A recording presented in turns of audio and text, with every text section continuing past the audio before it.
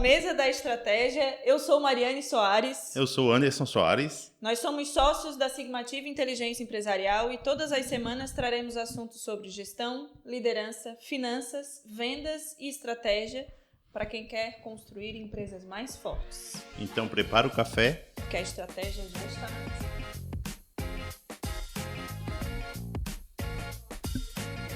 E hoje o nosso convidado é Evandro Halpe, administrador de recursos humanos, pós-graduado em legislação e auditoria trabalhista e previdenciária, especialista em regularização de obras da construção civil e sócio fundador da ESR Consultoria. Muito bem-vindo, meu amigo.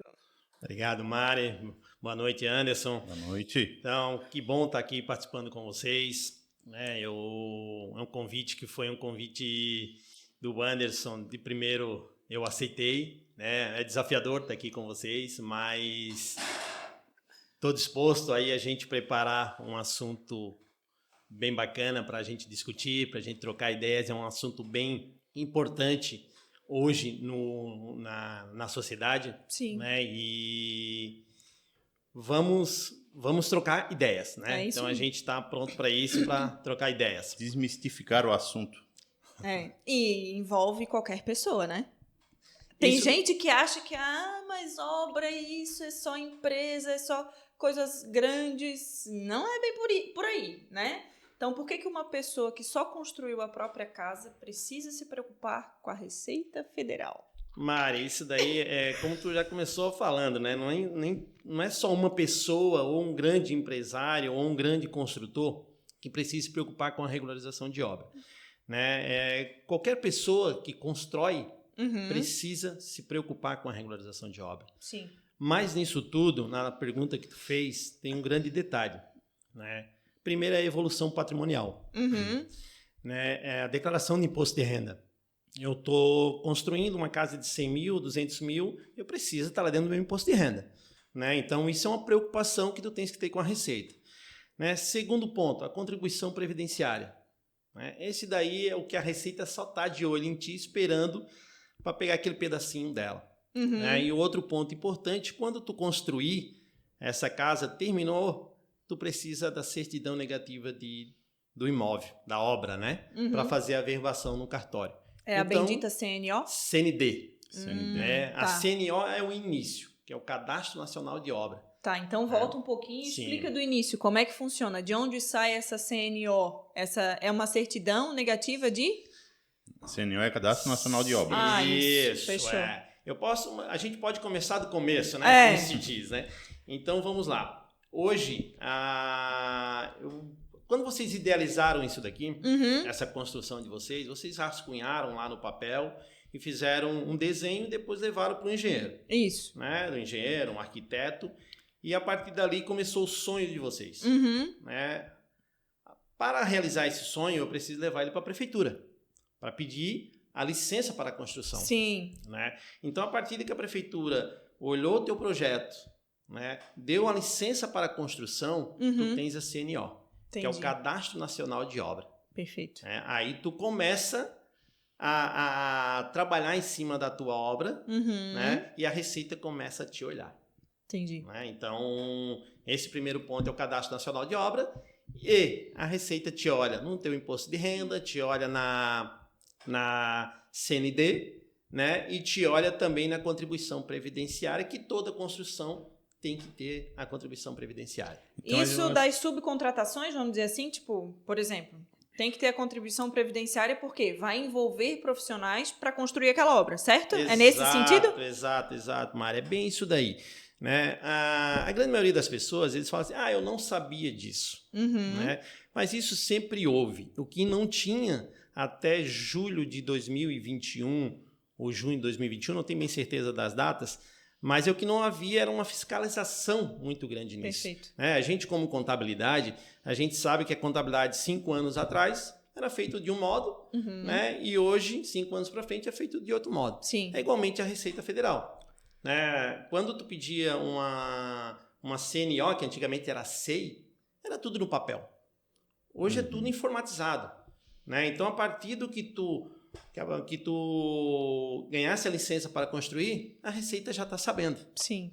Né? Aí, como que ela sabe disso? Porque a prefeitura mandou a informação para a Receita, né? E aí tu tem que ter essa bendita, ou né, a contribuição previdenciária que é devido das pessoas que estão trabalhando na tua obra. Uhum. Né? Então, resumindo basicamente, é a prefeitura que dedura a gente para a Receita Federal, né? Exatamente, Anderson. Para variar, né? Exatamente. Hoje a prefeitura ela tem um sistema que é o Cisobra-Pref, né? Então ela é obrigada a informar a Receita Federal até o 15º dia útil do mês subsequente. A partir de que sai o teu alvará, ela dedura todas as pessoas e todas as metragens. Eu ia te perguntar isso agora. Tem um tamanho que, por exemplo, ela não precisa ter regularização, ou é um processo mais simplificado, ou a partir de 1 metro quadrado que tu está construindo já tem essa CNO e já tem todo esse processo de regularização que precisa ser feito? Mari, a Receita ela tem um rito a ser seguido. Uhum. Né? Eu posso fazer uma casa de 10 metros quadrados, uma mini casa de 10 metros quadrados, mas se a minha obra for remunerada, eu tenho contribuição previdenciária. O que tu quer dizer com isso? Eu quero dizer, se eu vou fazer uma casa de 10 metros, Uhum. eu contratei o João da Silva para construir aquela casa. Tá. Paguei a mão de obra dele. Entendi. Eu tenho que ter a contribuição previdenciária. Perfeito. A não ser Né? que eu, meio pedreiro, vou lá e eu construo sozinho. Aí que eu vou te dar o exemplo. Tá. Né? Porque geralmente as pessoas falam o seguinte: a minha casa é 70 metros quadrados, eu não preciso ter CNO, eu não preciso regularizar ela. Uhum. Aí tu pode estar enganado. A Receita tem essa alternativa, mas desde que você comprove que essa regularização dessa obra de 70 metros quadrados foi feita em regime de mutirão, ou a própria pessoa fez a casa, né? O Anderson, o João, o Pedro, o Paulo foram lá e ajudaram no final de semana e construíram a casa de 70 metros quadrados. Uhum. Só que não é só isso. Uhum. Tem um pouquinho mais. Eu preciso ser uma única casa, né? E de regime unifamiliar. Tá? Então eu não posso ter 2 casas de 70 metros e não pagar a contribuição previdenciária. Perfeito. Isso eu não Tá. sabia. Novidades aí. Já Aprendendo. aprendemos um pouquinho. É isso aí. Todo podcast a gente aprende. E tem uma diferença, Evandro, entre construir uma casa e reformar uma casa, que às vezes a gente vê muita conversa aí nos bastidores, vamos dizer assim, quando a gente fala com construtores, não, eu estou derrubando a minha casa, como aconteceu com a gente aqui, né? A gente teve que demolir a casa, pagar para demolir, pagar para a prefeitura o alvará de demolição, pagar a CNO, né, a mão de obra lá na Receita Federal, e depois a gente começou a construir. Mas tem muita gente que prefere, em vez de fazer a demolição, fazer uma reforma a partir dela. Mesmo que a gente sabe que muitas vezes é uma nova construção, mas eles preferem fazer uma reforma a partir dela. Qual a diferença entre construir e reformar um imóvel para essa situação da CNO, para a regularização do INSS? Ou não tem nada a ver? Ô Anderson, essa tua pergunta é excelente, porque assim, geralmente os pedreiros e até o próprio contribuinte, ele usa desse artifício, ou seja, pensando que é um artifício para se beneficiar. Mas a partir do que tu peça um alvará na prefeitura, seja ele para construir ou para reformar, ele tem uma regra. Né? Então, um exemplo dessa área de vocês aqui, tinha uma casa. Uhum. Vamos supor que fosse 80 metros quadrados. Fosse lá na prefeitura, falasse com o pessoal do tributo e pedisse para um alvará para 300 metros quadrados. Ou seja, isso não é reforma. Uhum. Né? Então, caiu por terra isso daqui. Tem uma regrinha da reforma que ela diz o seguinte: eu posso reformar desde que não passe 20 vezes o teto de salário de contribuição. É reformar. Então, assim, tu tens essa tua empresa aqui e tu agora vai reformar, mas tu não vais mudar a estrutura dela. Entendi. Tu vais pintar, tu vais mudar a escada interna, tu vais botar outra janela. Agora, tu não vai jogar essa parede um pouquinho mais para lá. Né? Então, se tu está dentro do 20 vezes o teto de salário de contribuição e não alterar essa estrutura, tá tudo certo, não precisa. Né? Agora, lá uma construção nova, é o que vocês fizeram aqui. Pagaram a demolição, né? Até para derrubar, eu preciso também ter a contribuição. Por quê? Houve mão de obra lá dentro. Uhum. Né? Então, ela não se desmanchou sozinha. Aí as pessoas, às vezes, falam, mas eu estou demolindo, eu tenho que pagar? Teve mão de obra remunerada. Né? Então, são coisas que a gente pensa que é errado, né? de ter a cobrança, mas no fim é porque teve mão de obra remunerada. Sim, mas o pensamento da gente quando está demolindo é eu estou perdendo um bem. Exato. Né? Exato. e ainda vou ter que pagar para perder o negócio que eu já tinha, exato. né? Então o bem pensamento é mais ou isso aí. menos esse, né? Exatamente. Isso também traz vamos dizer, que é culturalmente falar, a gente paga imposto de tudo. E realmente né? A gente paga imposto de tudo. E o imposto existe desde a época de Jesus, né, gente? Então a gente precisa ter isso. Claro também que a gente tem que pagar imposto. Mas na linha que o Evandro trouxe, que teve mão de obra de manchar a casa, Sim. cara, fica muito claro de entender que o motivo é esse, né? Exato. Então, e aí desmistificando um pouquinho a parte de INSS de obra, né? Quando as pessoas falam nessa palavra, no INSS da obra, o que exatamente elas estão pagando? O que as pessoas estão pagando na parte de INSS é a parte patronal, né? Então, eu contratei o Pedro, o Paulo e o João para construir essa casa, né, esse empreendimento de vocês, né? A Receita ela vai querer uma parte dessa contribuição. O que é essa parte que é chamada? É a parte patronal, ou seja, é o INSS daquelas pessoas que estão trabalhando para vocês. Não sei se eu consegui... Mas tem alguma outra parte de INSS envolvida nesse momento? Não, aqui não. É somente a parte patronal. Mas eu posso, de repente, eu vou esclarecer um pouquinho mais com essa situação. Vamos supor que o Pedro se machucou aqui na construção de vocês. Tá? Mas o Pedro não tem carteira assinada, ele é totalmente autônomo, não tem nenhum tipo de contribuição. Ele se machucou e foi para o INSS. Ele vai ter direito ao benefício? Somente se ele tiver aquelas carências. Porque vocês pagaram a parte patronal. Vocês não recolheram a parte do empregado. Ele teria que ter recolhido 11% da parte dele. Tá, mas aí nesse caso, Sim. Na minha cabeça, né?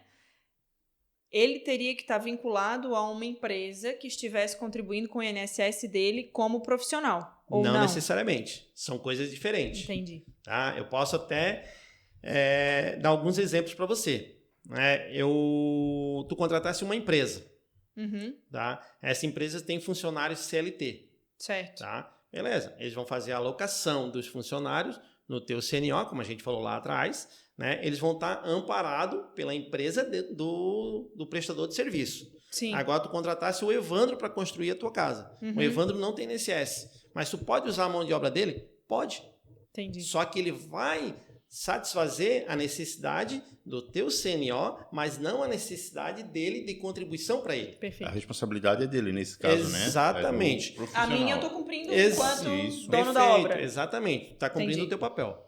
Entendi. E o proprietário, ele tem de um imóvel, vamos imaginar, acho que já deixou isso um pouco mais esclarecido, mas em optar eu contratar uma construtora, né, uma empreiteira nesse caso, ou contratar uma pessoa física, ou contratar o MEI, isso tem uma certa diferença, né? Tem. E sobre a empresa também é muito legal falar que às vezes as pessoas acabam confundindo, né? Nós como contadores, a gente recebe muito essa informação. Mas a empresa lá já emitiu a nota para mim. Também não é só isso, só emitir a nota, né? Se puder, esses 2 pontos para a gente. Exato, Anderson. Assim, isso eu vejo muito acontecer. Né? Quando eu fundei a ESR, Consultoria e Regularização de Obra, o que eu mais vi foi isso daí. Mas eu já paguei a construtora, ela emitiu nota, tá tudo certinho. Só que não. Né? Ela não alocou os colaboradores no CNO. E isso, Anderson, ele pode ir numa vertente muito grande, que é o contrato que tu faz com a construtora. Né? Porque pode estar todo escrito nos materiais que tu vais usar ali, né? Mas tem uma cláusula que não está escrita. De quem é a responsabilidade do INSS? Não estando ali, ou seja, pode ser tua responsabilidade. Né? Evandro, mas eu não contratei uma empresa, eu contratei o João da Silva, que é MEI, agora não é mais RPA, é MEI. Posso usar o crédito dele? Pode. Não tem problema nenhum. Eu vou pagar, empresa, eu, com o dono da obra, vou pagar o 20% da parte patronal e vou usar o valor do MEI da nota emitida. Pronto. Isso não é irregularidade nenhuma. Isso está dentro da legislação. Eu posso usar o RPA, posso usar o MEI e posso usar a empreiteira ou a construtora. Né? E dentro disso aqui ainda, a gente tem a situação de obra global e obra parcial, que um tira a responsabilidade do outro. Né? Aparentemente. Então, tu contratou uma empresa para construir a tua empresa aqui, né? O teu empreendimento. Foi uma obra global. A responsabilidade de abrir o CNO é dela e fechar é dela e vai te entregar a CND. Só que tu precisa também cobrar ela. Porque se simplesmente tu largar isso na mão, pode ter um prejuízo lá na frente. Depois vira briga judicial e tu vai ter que pagar o INSS. Porque a obra é tua, tu quer regularizar. O dono da obra é o responsável, teoricamente, ou em fiscalizar ou em pagar. Exatamente. Eu tive um exemplo, uma senhorinha lá de Garopaba, me deu pena até, na verdade, dela. Ela contratou uma empresa para fazer uma casa de, acho que foi 110 metros quadrados, e era uma casa mista entre madeira e alvenaria. Ela tem um contrato, só que no contrato dela não estava especificando que a responsabilidade da mão de obra era da construtora. Né? E quando ela nos procurou, a primeira coisa que eu fui foi no contrato. Né? E ela tinha financiado a obra, coitada, eu fiquei realmente, deu pena assim, né? E ela tinha financiado e no fim ela teve que pagar mais um valor de INSS, ela teve que fazer financiamento, parcelamento, tudo. Então assim, a gente tem que estar de olho na forma que tu contrata, porque às vezes nem sempre o que é mais barato é o que é o mais benéfico. Né? Perfeito. Essa parte do contrato é muito importante, né?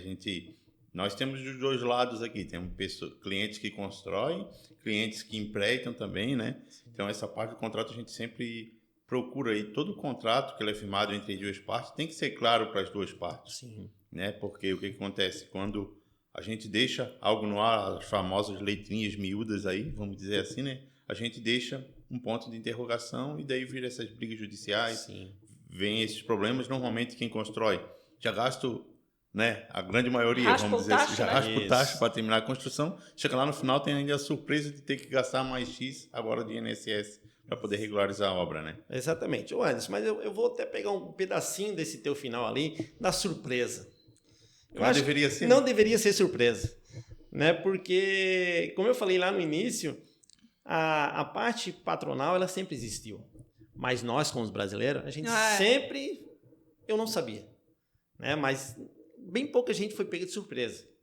Né? Mas a gente sempre soube que existiu a parte da contribuição referente a uma prestação de serviço. Uhum. Né? Só não era tão fiscalizada como tu falou, né? Exatamente. E aí passava batido, deu 5 anos, já foi, bola pra frente. Exato.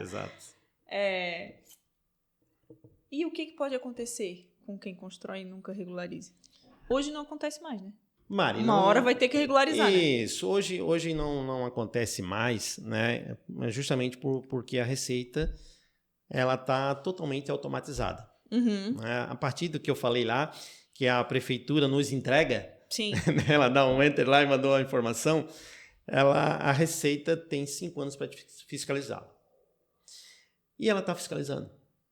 Né? Se vocês acompanharem aí na internet, um monte de informação que a gente tem, a Receita hoje está levando em torno de 1 ano e meio a 2 anos para mandar um aviso de regularização perguntando como que está a tua construção. A famosa cartinha. Isso, a famosa cartinha. Quem nunca? E tem mais. Tem muitas pessoas que estão deixando essa cartinha dentro da gaveta. Né? E a Receita não quer saber se está dentro da gaveta ou tu fez que esqueceu. Porque a partir do que tu fez a leitura ou tu deu um recebido da cartinha, tu podes responder, dizer como é que está a tua obra, se ela está em andamento, se ela parou, se ela mudou, se tu vendeu, ou se tu não quer mais construir, né? Tudo bem, faz parte. Agora, tu ignorar, o teu prejuízo pode ser muito maior. Sim. Ela pode chegar, vamos supor assim, hoje eu tenho para pagar de INSS R$32 mil. Tá? Chegou essa cartinha. Se tu não respondeu, ela pode te levar uma multa de 75% a 225% do valor que tu teria que pagar. Olha só quanto que a gente chega nisso. Não dá para deixar para depois para resolver isso, Não né? dá, Anderson, e tu não vai escapar mais. Né? Eu acho que eu até fugi um pouquinho da tua pergunta, mas... Era a próxima pergunta, era essa. Dá para deixar para depois. A gente já juntou. Então, não tem mais como fugir. Né? A Receita tá lá, não é nem por pessoa, mas o robozinho já pega e já vê o... E na verdade é dinheiro certo, né? Eles vão deixar passar. Se aquilo certeza. Que é duvidoso eles já estão cobrando, imagina o que é. Exato. Evandro, tu já viu algum caso de uma pessoa que deixou para depois e recebeu esse tipo de multa? Ou ela deixou para depois e a Receita simplesmente notificou com o valor já para ela pagar e ela poderia ter economizado impostos? Como funciona? Já pegou algum caso assim? Tem a sua experiência, né? Eu peguei um caso até foi uma colega lá de Palhoça, ela tem um escritório contábil, e ela me acionou que teve um cliente dela que realmente ignorou a cartinha, ignorou a segunda e ignorou a terceira. Caraca. Foi a primeira vez que eu vi isso acontecer. Tá? Só que a obra não era uma obra de 100 metros quadrados. A obra era de 890 e poucos metros quadrados, quase 900 metros quadrados. Era uma obra muito grande. E aí, quando ela me acionou, eu pedi para ver todos os documentos, tal. Eu disse, ô fulano, eu consigo resolver. Só que quando eu entrei dentro dos documentos, o negócio era muito maior. Porque já estava nesses órgãos maior do que da Receita. Né? Então, não é nem a PGFN, já estava em procuradoria, tu não tinha mais como voltar. Mas a partir do que, se é na primeira ou na segunda carta, ela nos aciona, a gente tinha uma maneira de resolver o problema. Sim. Né? Mas foi uma única que eu vi assim chegar ao ponto de uma terceira carta. Né? De todos esses anos que eu venho trabalhando, foi a única que eu vi. Eu já recebi várias cartas lá dos meus clientes e a gente teve um êxito muito grande. E agora está tendo uma outra situação. Quando tu recebe a carta, quando tu recebe a cartinha, tu pode ainda fazer retroativo. Tu pode retroagir e regularizar ela. Só que agora nós estamos em agosto, se não me engano foi entre março, abril, que a Receita baixou uma normativa que se ela cancelar ou suspender, tu não pode retroagir mais. Ou seja, tu perdeu dinheiro novamente. Então, recebeu a carta, procura. Acredito que a SR é a melhor, que vai suprir a necessidade. Com certeza, a gente sempre indica, né? E vai suprir a necessidade, então ali a gente consegue ainda ter alguns recursos que sejam viáveis tanto para a SR quanto para o contribuinte. O caminho correto continua a ser, vou construir, vou procurar um profissional, certo? Para poder acompanhar durante a obra. É esse o caminho? Exato, Mari. E o ideal é procurar a ESR, né? A melhor de todas.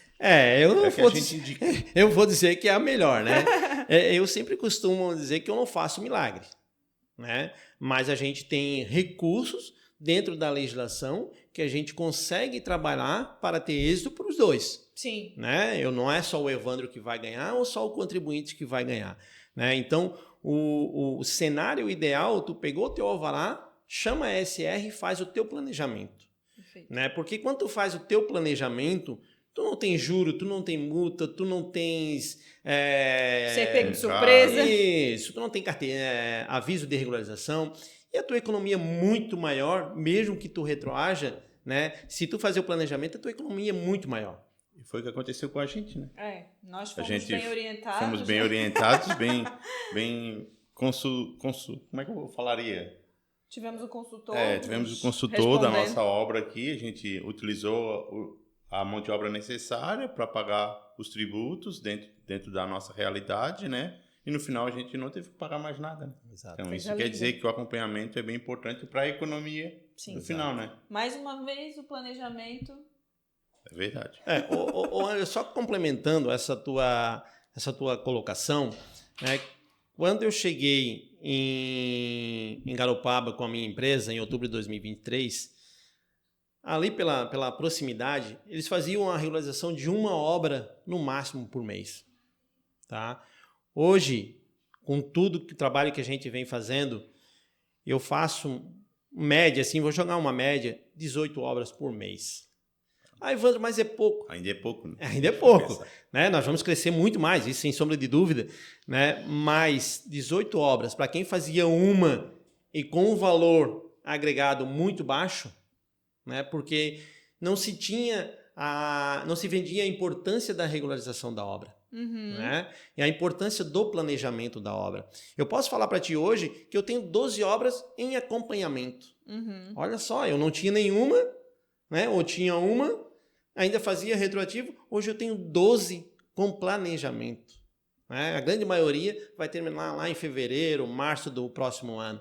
Então, isso se vai mostrando como funciona, né? E aonde o contribuinte ganha, e tu consegue agregar valor e referência nessa parte, né? Sim. Quando a gente procura o planejamento, tu consegue me passar assim um percentual do que é possível ter de dor de cabeça menos? Ô Mari, Ou depende do caso, assim? Eu consigo te mostrar com exatidão o que tu vai gastar e o que tu vais economizar. Entendi. Exatidão. Eu não vou trazer números agora que eu não... Né, mas depende de caso para caso, vamos dizer assim. Sim, tem caso para caso. Porque assim, eu posso ter uma obra, né, uma obra de 100 metros quadrados e eu não tiver somente 10% de mão de obra. Entendi. Né? Mas eu posso ter uma obra de 100 metros quadrados que eu atinja quase 100% de mão de obra e vai ter uma economia considerável. Eu posso ter uma obra dessa de vocês aqui que é pré-moldado, eu tenho um X valor de nota de pré-moldado que vai nos ajudar muito. Entendi. Né? Então eu só tenho a diferença a complementar da mão de obra. Então isso tudo se planeja e se dá com exatidão. Entendi. Né? É muito difícil a gente errar para muito mais ou para muito menos. Né? Eu não vou nem contar os 5% da política aí como tá. O meu é 0,2, 0,3. Então é muito baixo o índice de erro. Isso é muito bacana esse acompanhamento, né? Quando a gente termina a obra e tem uma dor de cabeça a menos, quando, né, o caixa já está no final, é uma tranquilidade a mais que a gente tem, porque a gente fica mais seguro para dar os próximos passos, vamos dizer assim, né? E vamos lá, agora uma outra situação. Quem comprou um imóvel antigo e descobriu que a construção nunca foi regularizada? Como é que fica essa situação? Como é que eu resolvo esse BO? Mari, é assim, a construção nunca foi regularizada. Provavelmente ela também não está averbada. Né? Tá. Se ela não está averbada, ou mesmo assim, se ela está averbada, mas lá dentro da averbação, lá no cartório, tem uma cláusula lá que ela diz o seguinte: olha, ô fulano de tal, essa obra aqui ela está em débito com a Receita Federal, né, de INSS da construção tal, tal, tal. Ou seja, o problema passou para o adquirente. E eu consigo transferir o imóvel mesmo com essa pendência?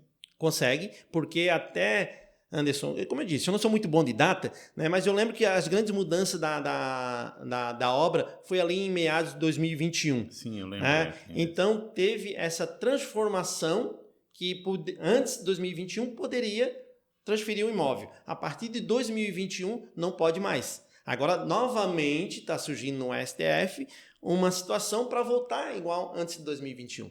Para poder transferir, e daí quem compra regulariza. Só que a Receita não quer deixar, porque é dinheiro na mesa, né? Como se diz, é dinheiro na mesa. Né? Então, mas nessa tua pergunta é o adquirente que é o responsável.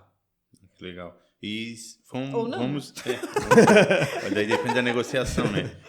Aproveitando essa questão da regularização, né? A gente sabe que na nossa região, assim como litorânea, vamos dizer assim, acredito que no Brasil inteiro também seja, tem muitos imóveis que é só posse, que a gente não tem. Eu tenho só um terreno que é contrato de compra e venda.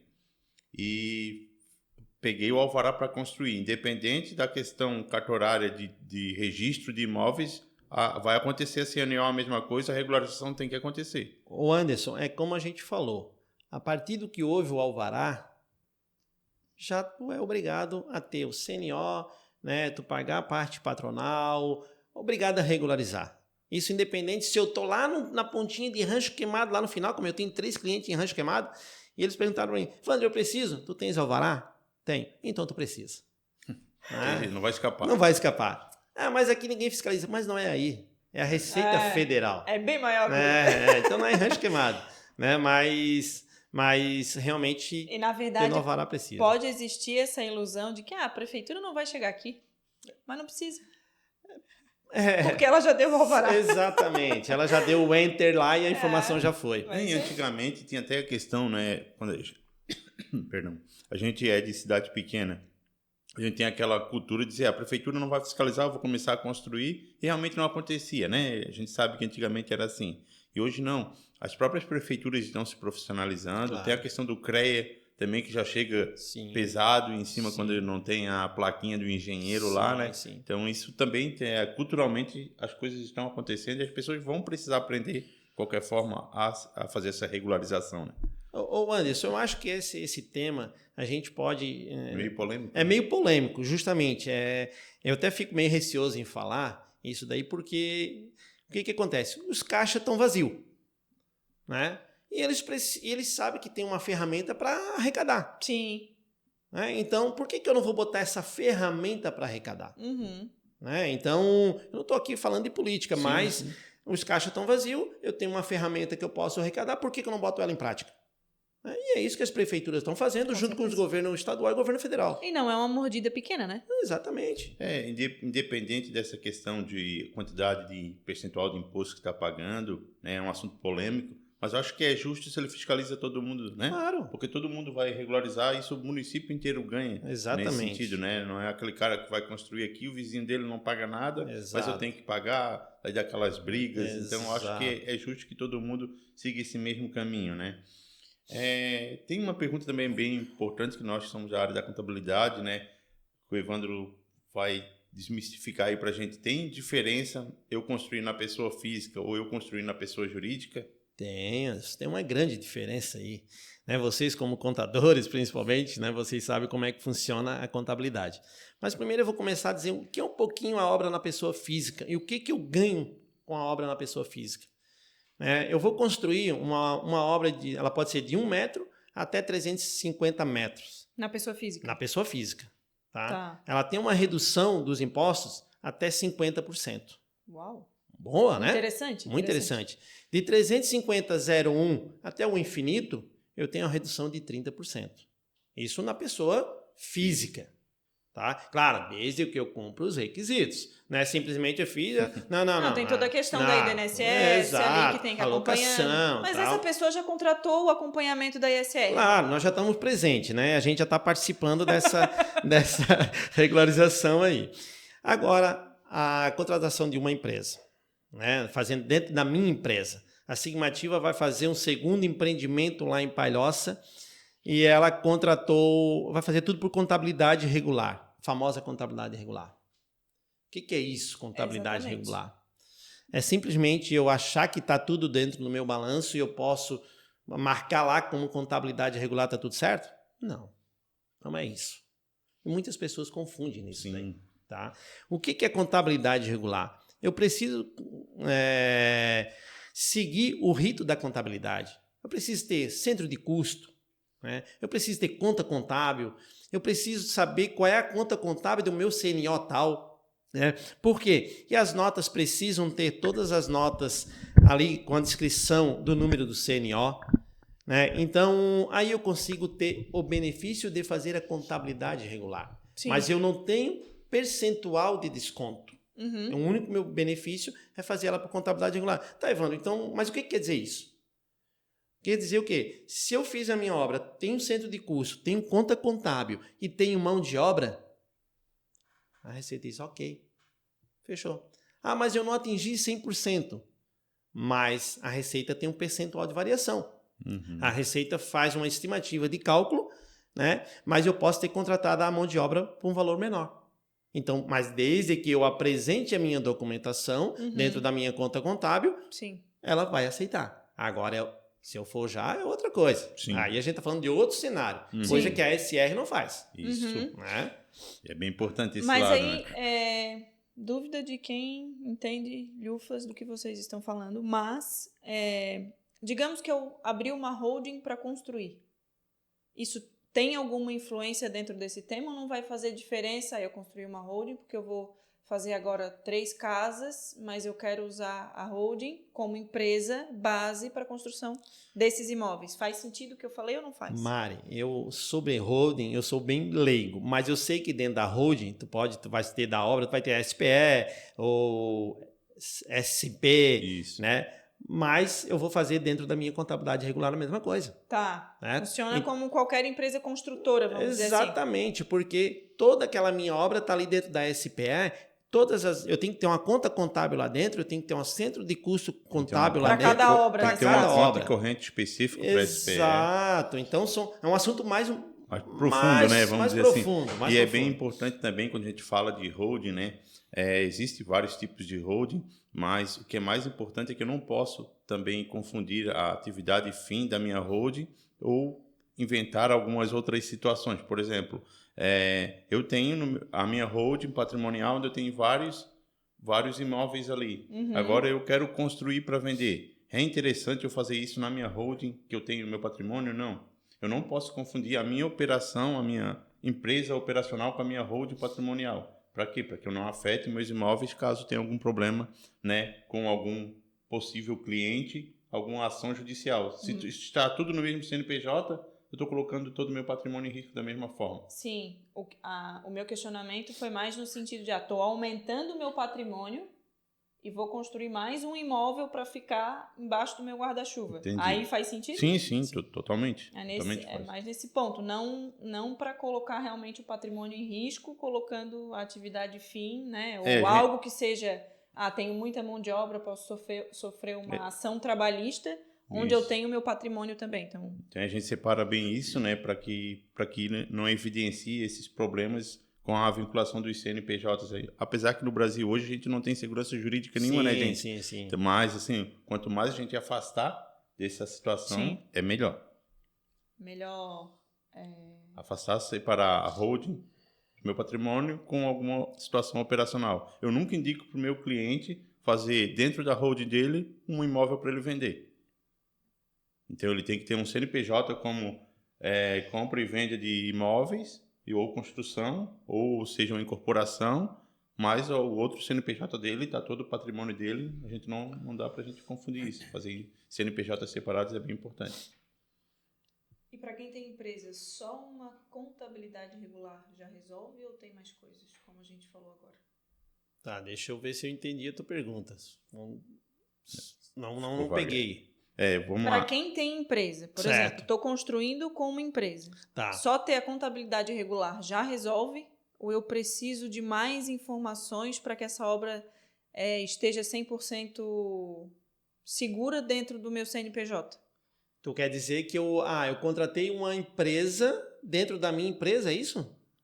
Não, eu tenho uma empresa que construiu. Eu sou uma empresa e eu construí. Tá, tu mesmo construiu, certo? Isso. Certo. Eu quero saber se só ter contabilidade regular já resolve a minha obra ou eu preciso de mais alguma coisa? Tu vai ter que seguir o mesmo caminho anterior que a gente está falando. Da pessoa física? Não, da pessoa jurídica. Tu vai ter que ter o centro de custo, conta contábil, alocação de mão de obra, nota fiscal, evidenciando que é daquela obra. Né? Por isso que a gente sempre fala que toda nota tem que ter o número do CNO, o endereço, para dizer que aquela obra ali realmente está dentro da tua contabilidade regular. Até porque uma empresa pode estar construindo, por exemplo, 2 galpões de centro de distribuição em lugares diferentes, Exatamente. É enorme, mas pode acontecer, né?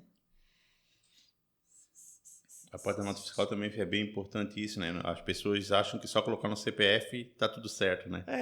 Anderson, e quando as pessoas dizem ele emitiu a nota fiscal, mas se emitiu a nota fiscal, não alocou mão de obra? Não serve. Não é que não serve para nada, né? Tem que ter a nota fiscal. Mas para a receita, para fins de regularização de obra, ela não vai ser utilizada para aquele fins ali. E quando tu fala em alocar mão de obra numa nota fiscal, o que tu está falando? Explica um pouquinho melhor para a gente. O que acontece geralmente, né? As pessoas, eu contratei o João da Silva lá, ele emitiu nota de 300 mil reais. Ele emitiu a nota de mão de obra de 300 mil reais. Só que ele não pegou aqueles funcionários dele lá, que ele construiu, e fez a alocação dentro do CNO. Ou seja, ele tem uma nota de 300 mil. Os funcionários dele que estavam trabalhando naquela obra, é isso? Alocar isso? Ele tem a nota de 300 mil. Só que ele não tem as pessoas que trabalharam dentro daquela obra no CNO. Entendi. Aí, basicamente, não serviu. Isso daí é isso que a ESR faz, né? Exato. Fez com a gente e acompanha outros clientes nossos. Então, por exemplo, a Estimativa decidiu construir, contratou a PJiza Construções. E a PJiza Construções colocou 10 funcionários aqui.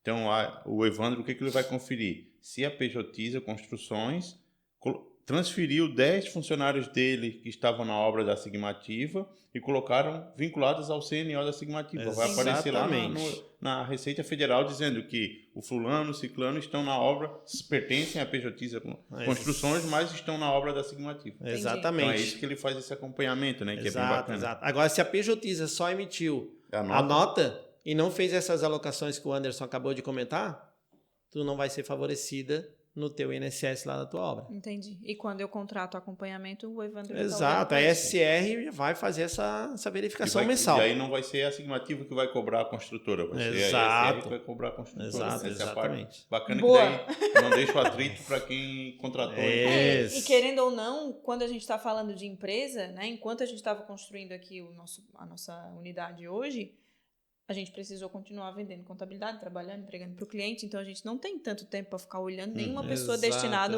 exclusivamente para isso, né? Então ter um profissional que cuide dessa parte é super importante. Porque na verdade vocês não são da também, construção, não tem conhecimento, né? Exatamente. Então vocês são bons no que vocês fazem no dia a dia, na contabilidade, né? O Evandro, a ESR, ele tem a expertise da obra, da regularização da obra, né? Agora, se tu perguntar se o Evandro poderia administrar uma obra, já é outro cenário.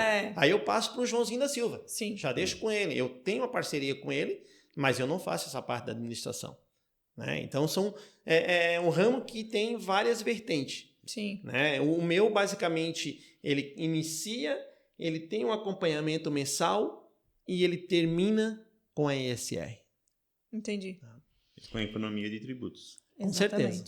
Agora me responde, qual o erro mais comum que tu vê acontecer todo dia, quando fala em regularização de obra? Mari, é assim, ó, existem vários erros. É aquele que faz gastar mais dinheiro. O que faz mais gastar dinheiro, eu vou dar um exemplo, assim, eu tenho a felicidade de ter vários parceiros contadores, né? Eu tenho de Floripa, São José, Palhoça, Garopaba, eu tenho vários contadores parceiros, e aconteceu comigo, o cara só trabalha para a obra de construção pública. E o que aconteceu? Tá? Em 2025 ele me procurou, indicado dessa contadora dele, tá? Que ela que cadastrava toda a obra dele. Ele tem 19 obras, tá? Todas estão amarradas, tá? Ou seja, nenhuma estão regularizada, tá? E 5 já tem aviso de regularização. É a primeira cartinha? Primeira cartinha. Tá. Né? E o que acontece? Eu entrei dentro do cenário para ver como é que estava. Primeiro erro que eu vi. Quando se trabalha para órgão público, tem que entender como que funciona a parte do órgão público. Como que é o contrato? Como que é o tipo de obra?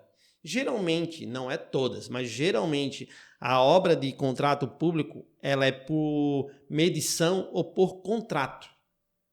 E sabe como é que estava lá dentro? Estava como obra de edificação. Ou seja, um contrato de 400 mil reais, foram lá e botaram a metragem de 7 mil metros quadrados e salas comerciais e lojas. Sabe quanto é que ele está devendo para a Receita Federal? A ESR vai dar jeito, claro. Eu já tenho a solução para ele. Tá? Mas hoje ele está em 1.240.000. Caramba. Mais do que ele gastou para fazer, que ele ganhou para fazer. Não, bem mais. Bem mais. Caraca. E a hora que eu mostrei para ele assim, cara, vou levar a minha empresa para ti. Assim, não quero a tua empresa. Não quero, calma. Né? Eu quero... Mas as próximas, deixa que eu acompanhe. Exatamente isso que eu vendi para ele. Né? Eu não quero a contabilidade dele. Claro, se ele um dia sair e tal, aí é outro negócio. Sim. Mas eu quero a obra dele. Uhum. E eu fechei com ele e disse, cara, assim, ó, eu fecho as 19 obras contigo, tá? Eu vou arrumar todas elas. Ah, mas tu vai fazer milagre? Não. Eu não vou fazer milagre. Eu só vou fazer o que é o correto. O que é possível, né? O que é o possível dentro da legislação. Eu peguei esse contrato, li o contrato um por um. Às vezes eu levo o contrato lá para casa, a Cristiane fica meio brava, mas a gente trabalha a noite varando para dar a solução para o cliente. Mas olha só como vai muito além de só acompanhar. Vou lá na Receita Federal, vou lá olhar como é que está a obra, vou regularizar o que está aqui. Exato. O que tu já acendeu o olhar do cara? Opa, agora eu tenho que ficar ligado com o contrato que eu fecho. É por isso que Exato. é uma consultoria, né? Não é Né? só fazer o Então, básico. o cara vai ter que ir lá na empresa dele fazer uma mudança na forma como ele fecha contrato com órgão público, porque ele já viu que a forma como ele faz não está sendo Sim. nem um pouco benéfica para ele, Sim. né? Então, vai muito além de só fazer a regularização. Mas aqui um ponto importante aqui não é somente o contrato, né? Foi a contabilidade que fez o CNO errado. Entendi. Tá? Porque quando tu cadastra o CNO, tem várias marcações. Sim. Então, ela marcou errado. De repente, é falta de conhecimento. Sim. Né? Porque nem todo contador faz a regularização de obra. É por isso que, às vezes, a gente tem clientes que ficam bravos com a gente aí. Ah, Anderson, eu quero que tu faça o meu CNO. Isso não é a minha expertise, eu não sei fazer. Parece que eu estou jogando pro Evandro algo nesse sentido, para pro Evandro também ganhar dinheiro, mas não é isso. Exato. É porque tem que saber fazer. Exato. Né? Não adianta, eu vou dizer, só para agradar o cliente, eu vou fazer errado, que nem aconteceu aí com lá na frente ele tem um prejuízo. Exato. E quando eu falei desse valor de 1.240.000, 1.500.000 e pouco, é um valor bem considerável. Né? Eu cheguei para ele, refiz todos os cálculos. Né? A gente está trabalhando essa semana toda aí para refazendo toda a estrutura e ele vai conseguir fazer por contabilidade regular, tá? Ele vai precisar ter de remuneração em torno de 380 mil. Olha só, a gente teve um ganho aí de quase 800 mil, 700 mil. O Evandro fez mágica? O Evandro está pegando história aí para vocês no podcast. Não, eu provo, eu mostro. Tá? E isso, quem trabalha com esse tipo de situação, né? Claro, a ESR está bem na frente, mas entende um pouquinho da legislação, sabe que está fazendo dentro da legislação. Isso. E ele ficou feliz da vida, imagina. Economizou 700 mil, né? Dá um baita de um carro, um baita de um empreendimento. Né? Então, eu acredito que não sexta-feira agora, mas na próxima sexta-feira, ele vai ter a contabilidade dele zerada. Que bacana. E agora que a gente está falando de promessas, né? Ah, promessa, não promessa. Sim. Aquele cara que diz, mas eu zero. No Instagram tem bastante isso. Não tem que pagar nada. Né? Essa promessa dá para acreditar? Eu não acredito. Como eu falei, eu não trabalho com esse tipo de situação. Não é?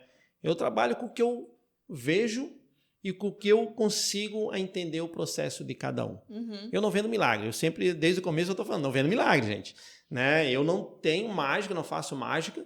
Né? Eu trabalho também não tem bola de cristal, né? Para adivinhar as coisas também. Depende muito do exatamente. Cliente, né? Eu já... tive algumas situações, Anderson, que o cara disse, eu vou fazer uma casa lá em cima, lá no Silveira, de 300 metros quadrados. Quando ele trouxe o alvará para mim, tinha 900. Aí ele disse para mim, não, mas tu fechaste o honorário. Cara, tu disse assim, mas beleza, tá tudo certo, vamos tocar. Nas próximas eu aprendo, antes de ditar o meu preço, ver o tamanho da obra, né? Então a gente aprendeu, no fim deu tudo certo, cara, gente finíssima, né? Mas eu não prometo e não faço milagre. A ESR não trabalha com isso. Né? Então eu vejo esses videozinhos na internet, meu celular bomba direto, porque eu só trabalho com isso, né? Então bomba direto esse negócio, tem redução de 70%. A redução não é de 70%, a redução é de 30%. Né? Mas quando dá os 70%, a cabeça já... É o gatilho, né? Exato, gera um gatilho. Exato. Então, Mari, realmente eu não vendo milagre. E o que a pessoa pode fazer para se precaver nesse sentido? Mas que já aconteceu com a gente, né? Os valores para a Receita Federal são altos, eu estou no final da obra, tenho que pagar mais uma coisa, é um problema. Como é que eu faço para evitar cair numa armadilha dessa, por exemplo, dizer, mas eu consigo reduzir 70%?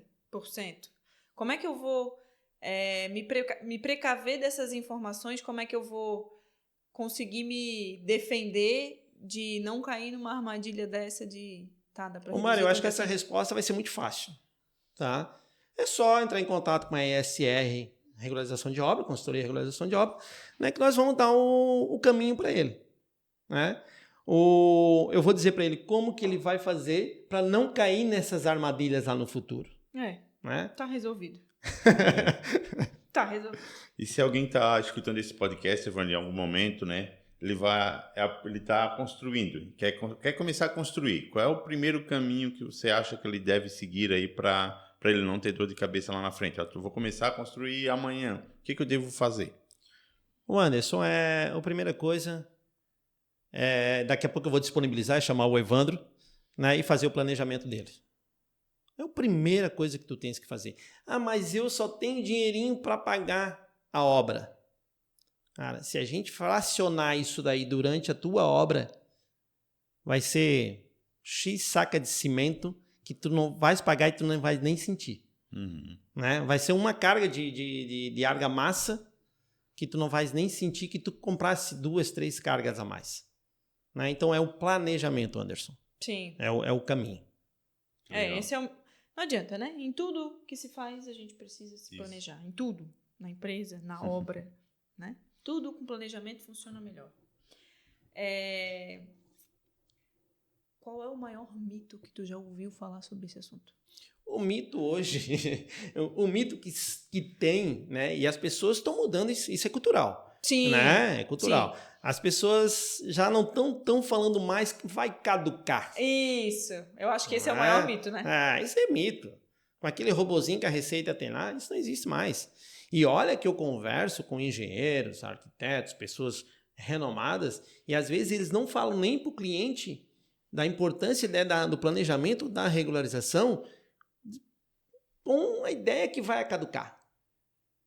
Até as pessoas instruídas estão achando que isso vai acontecer. Exatamente. Eu tive, faz uns 15 dias atrás, eu tive em visita com... Ele me chamou, um arquiteto, um cara bem famoso ali. Ele me chamou e disse, cara, olha só, tu pegasse um cliente meu, né? E ele disse que eu estava errado, porque tu dissesse que não existe mais caducar. Mas eu já fiz várias obras. A gente tomou café, foi até gostoso o papo lá com ele. E eu disse assim, fulano, olha só, a partir de 2021 não tem mais isso. Tu quer ver como é que funciona? Eu levei meu notebook, mostrei para ele. Agora, essas daqui, ó, de 19 para trás, já caducaram. Tá tudo certo.